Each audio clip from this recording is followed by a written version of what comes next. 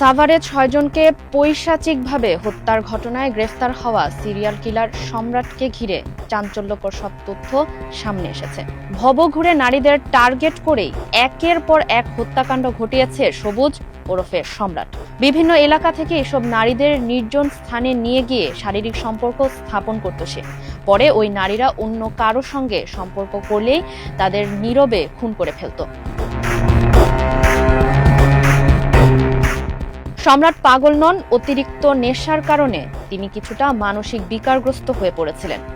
মানুষ খুন করা তার নেশায় পরিণত হয়েছিল। তার ভাষায় হত্যাকে তিনি 34 বা সানডে মানডে ক্লোজ বলে উল্লেখ করতেন। পুলিশের প্রাথমিক জিজ্ঞাসাবাদে এমন চাঞ্চল্যকর তথ্যই উঠে এসেছে।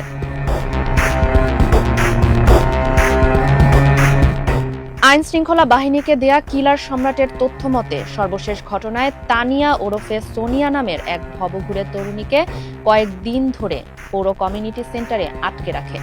ওই তরুণীর সঙ্গে আরেক ভবঘুরে যুবকের সম্পর্কের জেরে প্রথমে যুবককে দোতলায় হত্যা করে, পরে নিচতলায় তরুণীকেও হত্যা করা হয়। হত্যার পর মরদেহ পুড়িয়ে ফেলে। গত কয়েক বছর ধরে সম্রাট সাভার মডেল থানার আশপাশ, উপজেলা স্বাস্থ্য কমপ্লেক্স, সাব রেজিস্ট্রি অফিস এলাকা, পৌর কমিউনিটি সেন্টার ও পাকিজার মোড়ে ঘোরাফেরা করত এবং সেখানেই রাত কাটাত। সম্রাট ব্যাংক কলোনি এলাকার বাড়ির যে ঠিকানা বলেছে তার সত্যতা নিশ্চিত হতে পারেনি পুলিশ। স্থানীয় ব্যবসায়ী ও পথচারীরা জানান, দীর্ঘদিন ধরে তাকে ভবঘুরে হিসেবেই চিনতেন সবাই। চা, সিগারেট কিংবা টাকা চেয়ে চলত তার দিন। অনেক সময় হাতে স্মার্টফোন দেখা গেলেও সবসময় একটি বাটন ফোন সঙ্গে রাখত।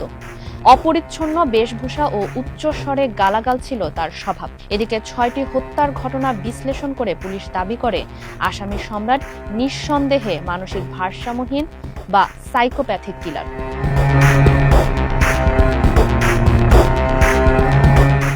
জানা গেছে তার প্রকৃত নাম সবুজ শেখ, বাবার নাম পান্না শেখ।